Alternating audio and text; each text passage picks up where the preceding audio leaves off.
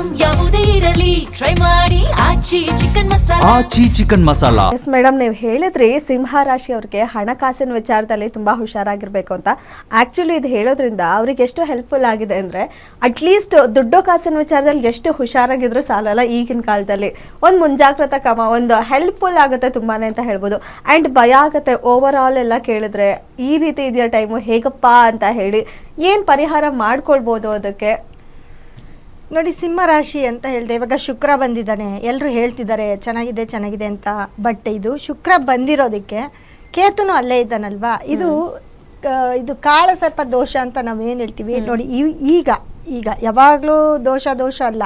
ಇವಾಗ ಕೇತು ಇದ್ದು ಇಲ್ಲಿ ಗ್ರಹಗಳು ಯಾವಾಗ ಸಂಧಿಸ್ತವೆ, ಅದರಲ್ಲೂ ಕೂಡ ಶುಕ್ರ ಅಂತ ಹೇಳಿದೆ, ಈ ಶುಕ್ರ ಮತ್ತು ಕೇತು ಕಂಬೈಂಡ್ ಆಗ್ತಾರೆ. ಇಲ್ಲಿ ಕಂಬೈಂಡ್ ಆದಾಗ ಇಲ್ಲಿ ಒಂದು ಸರ್ಪಕ್ಕೆ ಸಂಬಂಧಪಟ್ಟಂಥ ದೋಷ ಸ್ಟಾರ್ಟ್ ಆಗುತ್ತೆ. ಜೊತೆಗೆ ನೋಡಿ, ಸಪ್ತಮ ಅವರು ಅಲ್ಲಿಂದ 7ನೇ ಮನೆ ನೋಡ್ತಾರೆ. ಅಲ್ಲಿ 7ನೇ ಮನೆಯಲ್ಲಿ ಯಾರಿದ್ದಾರೆ, ಅಲ್ಲಿ ರಾಹು ಇರ್ತಾನೆ. ಯಾಕಂದರೆ ಶುಕ್ರ ನೇರ ದೃಷ್ಟಿ 7ನೇ ಮನೆ ಮೇಲೆ ಬೀಳೋದ್ರಿಂದ ಅಲ್ಲಿ ರಾಹು ಕೂಡ ಇರೋದ್ರಿಂದ ರಾಹು ಕೇತು ಒಬ್ಬರನ್ನೊಬ್ರು ನೋಡ್ತಾರೆ. ಇಲ್ಲಿ ಶುಕ್ರ ಕೂಡ ನೋಡ್ತಾನೆ. ಹಾಗಾಗಿ ಸಿಂಹ ರಾಶಿಯವರು ಪರಿಹಾರ ಮಾಡ್ಕೊಳ್ಬೇಕಾಗುತ್ತೆ. ಕೆಲವೊಂದು ಇದಕ್ಕೆ ಸಂಬಂಧಪಟ್ಟಂತಹ ಕೆಲವೊಂದು ಸ್ಟೋನು, ಬ್ರೇಸ್ಲೆಟ್, ಸ್ಟೋನ್ ಅಂತ ಅಂದರೆ ಈ ಸರ್ಪದೋಷಕ್ಕೆ ಅಂತಾನೆ, ಈ ನಾಗ ಸರ್ಪದೋಷಕ್ಕೆ ಅಂತಾನೆ ನಮ್ಮಲ್ಲಿ ಕೆಲವೊಂದು ಮುಖ್ಯವಾದಂತಹ ಸ್ಟೋನ್ಗಳಿದೆ. ಆ ಸ್ಟೋನನ್ನು ತಗೊಂಡೋಗಿ ನೀವು ದೇವ್ರ ಮನೆಯಲ್ಲಿಟ್ಟು ಪೂಜೆ ಮಾಡಬೇಕಾಗುತ್ತೆ, ನಿಮ್ಮ ಮನೆಯಲ್ಲಿ ಪೂಜೆ ಮಾಡಬೇಕಾಗುತ್ತೆ.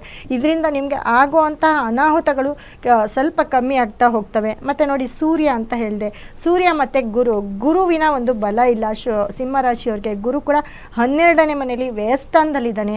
ಜೊತೆಗೆ ರಾಶಿಯಾಧಿಪತಿ ಸೂರ್ಯ 12, ಯಾಕಂದರೆ ಎಲ್ಲರೂ 12ನೇ ಮನೆಗೆ ಬರ್ಬೋದು. ರಾಶಿಯ ಅಧಿಪತಿ ಮನೆ ಕಾಯವನೇ, ಯಜಮಾನನೇ 12ನೇ ಮನೆಯಲ್ಲಿ ವ್ಯಯಸ್ಥಾನದಲ್ಲಿ ಕುತ್ಕೊಂಡಾಗ ನಮ್ಮ ಮನೆ ಖಜಾನೆ ಖಾಲಿಯಾಗ್ದಿರ ಇರುತ್ತಾ, ಅವನೋಗಿ ಎಲ್ಲೋ ಇದ್ದಾಗ. ಹಾಗಾಗಿ ನಮ್ಮ ಒಂದು ದುಡ್ಡು ಕಾಸಾಗಿರ್ಬೋದು, ನಮ್ಮ ವ್ಯವಹಾರ ಆಗಿರ್ಬೋದು, ಅಥವಾ ನಾವೇನು ಕೆಲಸ ಮಾಡ್ತಿದ್ದೀವಿ ಆ ಕೆಲಸವನ್ನು ಉಳಿಸ್ಕೋಬೇಕು ಅಂತಂದರೆ ಅದಕ್ಕೆ ಸಂಬಂಧಪಟ್ಟಂಥ ಕೆಲವೊಂದು ಸ್ಟೋನ್ಗಳನ್ನ ಇಟ್ಕೊಂಡು ಮನೇಲಿ ಇಟ್ಕೋಬೇಕಾಗುತ್ತೆ. ಬ್ರೇಸ್ಲೆಟ್ ಯೂಸ್ ಮಾಡಬೇಕಾಗುತ್ತೆ. ಅದಕ್ಕೆ ಬೇಕಾಗಿರುವಂಥ ಸ್ಟೋನನ್ನು ನಾವು ಕೊಡ್ತೇವೆ. ಖಂಡಿತ ಅದನ್ನಿಟ್ಟು ಮನೇಲಿ ಪೂಜೆ ಮಾಡಿ, ಭಕ್ತಿಯಿಂದ ಪೂಜೆ ಮಾಡಿ.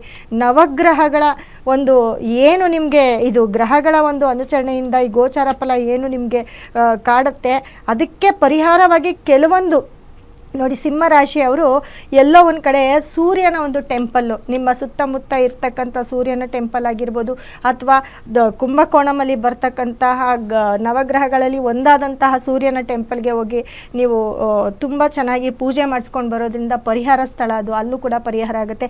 ಜೊತೆಗೆ ಶುಕ್ರನ ಒಂದು ಆರಾಧನೆಯನ್ನು ಕೂಡ ಮಾಡಬೇಕಾಗುತ್ತೆ. ಜೊತೆ ಕೇತು, ರಾಹು ಕೇತುಗಳ ಒಂದು ಆರಾಧನೆಯನ್ನು ಕೂಡ ನೀವು ಮಾಡ್ತಾ ಹೋಗಬೇಕಾಗುತ್ತೆ. ಅದಕ್ಕೂ ಮುಖ್ಯವಾಗಿ ನಮ್ಮಲ್ಲಿ ಸಿಗ್ತಕ್ಕಂತಹ ಸ್ಟೋನನ್ನು ನಿಮ್ಮ ಮನೇಲಿ ಇಟ್ಕೊಳ್ಳಿ, ಅಥವಾ ಕೈಗೆ ನೀವು ಬೇಕಾಗಿರುವಂಥ ಬ್ರೇಸ್ಲೆಟ್ ಅದನ್ನು ನಾವು ಕೊಡ್ತಾ ಇದ್ದೀವಿ. ಸಿಂಹ ರಾಶಿಯವರಿಗೆ ಅಂತಲೇ ಸ್ಟೋನನ್ನು ಬ್ರೇಸ್ಲೆಟ್ ಕೊಡ್ತಾ ಇದ್ದೀವಿ, ಅದನ್ನು ತೊಗೊಂಡು ಹಾಕ್ಕೊಳ್ಳಿ.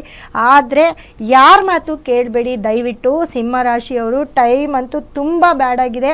ಯಾಕಂದರೆ ನಾವು ಇಲ್ಲಿವರೆಗೂ ನಾನು ಏನು ಹೇಳಿದ್ದೆ ಅದೆಲ್ಲವೂ ಕೂಡ ನಡೆದಿದೆ. ಅದನ್ನೇ ತುಲಾ ರಾಶಿಯವ್ರಿಗೂ ಹೇಳಿದ್ದೆ, ಅವರು ಕೂಡ ಕಣ್ಣೀರಲ್ಲಿ ಕೈ ಹಾಕಿದ್ದಾರೆ. ಯಾಕಂದರೆ ನಮ್ಮ ಹತ್ರ ಬಂದಿರೋ ಅಂಥವರೇ ನಮಗೆ ಗೊತ್ತಾಗುತ್ತೆ. ಬರೀ ತುಲಾ ರಾಶಿಯವ್ರ ಜಾತಕನೇ ನೋಡಿದ್ದೀವಿ. ಇದೇ ರೀತಿ ಈಗ ಸಿಂಹ ರಾಶಿಯವರಿಗೆ ಕೂಡ ಟೈಮ್ ತುಂಬ ಕೆಟ್ಟಿದೆ. Already time ಕೆಟ್ಟಿದೆ. ಆ ಕೆಟ್ಟಿರೋ ಟೈಮಲ್ಲಿ ಸೂರ್ಯ, ರಾಶಿಯಾಧಿಪತಿ ಸೂರ್ಯ, ನಾನು ಹೇಳಿದೆ ಮನೆ ಯಜಮಾನನೇ ಕೆಟ್ಟಾಗ ಎಷ್ಟು ನೋವನ್ನು ತಿಂತಾರೆ ಅಂತ.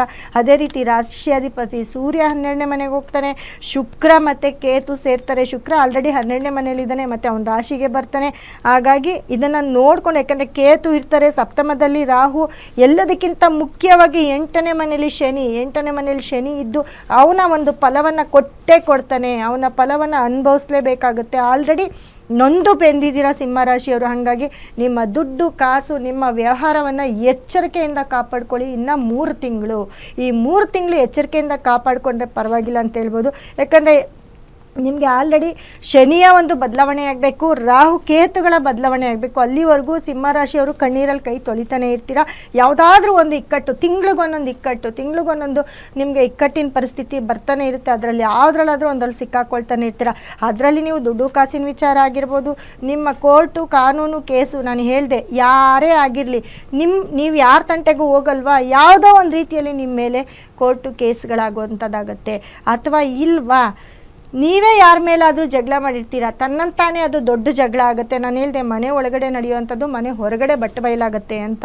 ಈ ರೀತಿ ಜಗಳದಲ್ಲಿ ಸಿಕ್ಕಾಕೊಂಡು ಅಣ್ಣ ತಮ್ಮದಿರ ಜಗಳನೋ, ಅಕ್ಕ ತಂಗಿರ ಜಗಳನೋ, ಗಂಡ ಹೆಂಡತಿರ ಜಗಳನೋ, ಅಥವಾ ನಿಮ್ಮ ಆಸ್ತಿ ವಿಚಾರವಾಗಿರೋ, ಅಥವಾ ಏನೂ ಇಲ್ಲಾಂದರೆ ಅಕ್ಕಪಕ್ಕದವ್ರ ಜಗಳನೋ, ಹೀಗೆ ಏನಾದರೂ ಒಂದಾಗಿ ನೀವು ಕೋರ್ಟು ಕೇಸು ಕಂಪ್ಲೇಂಟ್ವರೆಗೂ ಸ್ಟೇಷನ್ವರೆಗೂ ಅದು ಹೋಗ್ಸತ್ತೆ. ಹಾಗಾಗಿ ಸಿಂಹ ರಾಶಿಯವರು ಅತಿ ಹೆಚ್ಚು ಕೇರ್ಫುಲ್ಲಾಗಿರ್ಬೇಕತ್ತೆ. ಇದೆಯಾ?